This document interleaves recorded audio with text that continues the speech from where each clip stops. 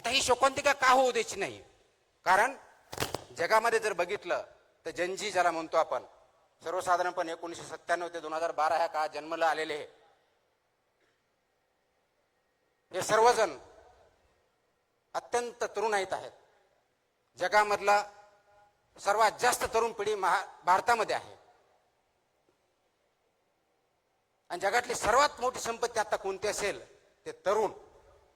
आणि तेही असे तरुण ज्यांच्याकडे जिद्द आहे, ज्यांच्याकडे ज्ञान आहे, अपार कष्ट करण्याची तयारी आहे.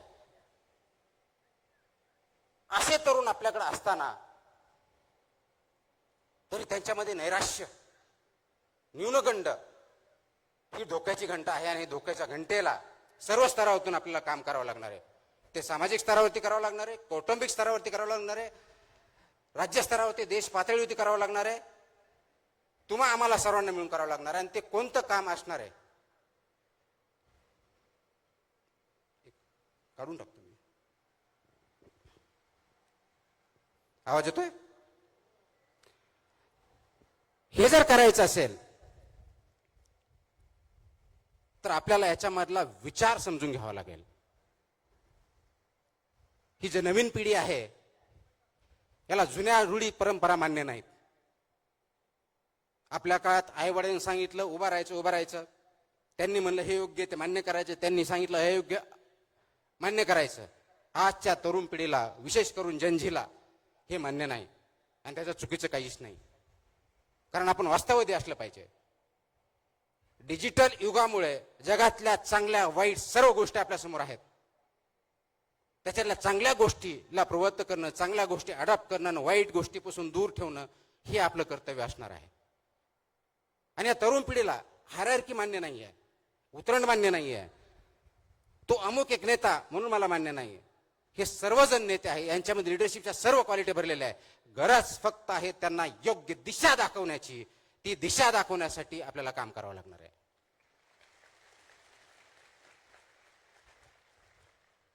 आणि म्हणून आज जी दशा आपण बघतोय, दशातून दिशाकडे कसं जायचं, आणि ही जर दिशा आपण दाखवू शकलो तर जगाला आपण दिशा दाखवून जगामध्ये आपली सार्वभौम सत्तेसारखं जगातला सर्वात पॉवरफुल राष्ट्र बनवायला जास्त वेळ लागणार नाहीये. आणि ते करण्यासाठी दिशा कशी द्यायची? कुणी म्हणेल आम्हाला नोकऱ्या भेटत नाहीत. अग्रीड, नोकरीसाठी प्रयत्न केलेच पाहिजेत. नोकरीसाठी प्रयत्न करताना, कारण नोकरी भेटली म्हणजे फक्त तुम्हाला पगार भेटत नाही, त्या पगारावर तुम्हाला प्रतिष्ठा पण भेटते, स्टॅबिलिटी पण येते, विचार पण येतात. आणि सर्वात महत्वाचं त्या नोकरीच्या माध्यमातून असेल तुम्ही समाजाला कॉन्ट्रीब्यूट करणं, तुमच्या हातून चांगलं काहीतरी घडणं हे अपेक्षित असतं. त्यासाठी नोकरी आवश्यक असते. परंतु फक्त नोकरी एवढ्या पुरतं पाठिंबा न लागता नोकरी मागण्याबरोबरच नोकरी देणारे पण तयार होणं गरजेचं आहे. कारण ते सरकारी नोकरी असेल का प्रायव्हेटमध्ये, त्याला लिमिटेशन्स आहेत. म्हणून उद्योजक पण बनवावे लागतील. पण सर्वजण उद्योजक बनू शकत नाहीत. काही जणांना शास्त्रज्ञ पण बनावं लागेल, काहींना शिक्षक बनावं लागेल, डॉक्टर बनावं लागेल, इंजिनियर्स बनावं लागेल. वेगवेगळ्या क्षेत्रामध्ये संधी आहेत. परंतु सर्वात महत्वाची जी गोष्ट आहे ती फक्त नोकरी देणं किंवा नोकरी तयार करणं एवढी नाही, तर समाजामध्ये विचार करण्याची प्रवृत्ती जोपासावी लागेल आणि वाढवावी लागेल. कारण आज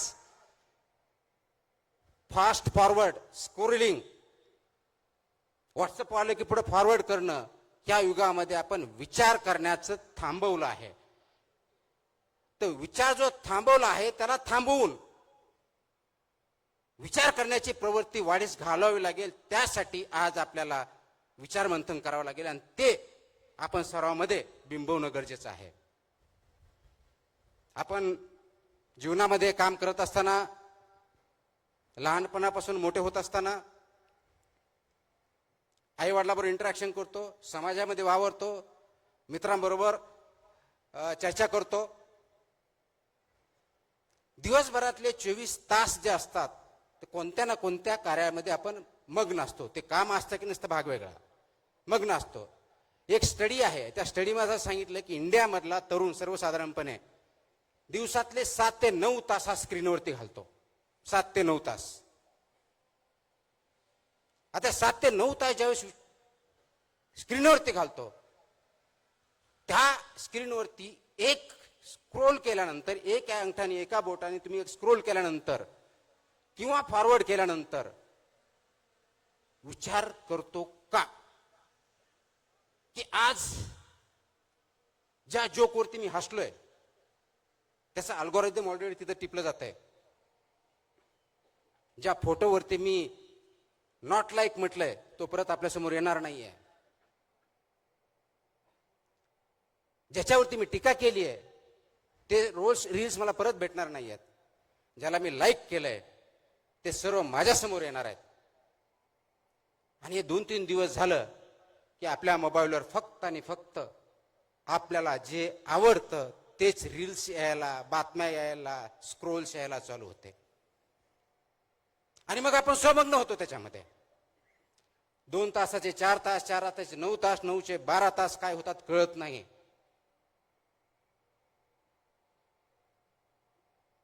मोबाईल तुम्ही वापरत आहात का तुम्हाला मोबाईल वापरतोय, हा खरा प्रश्न आज आहे.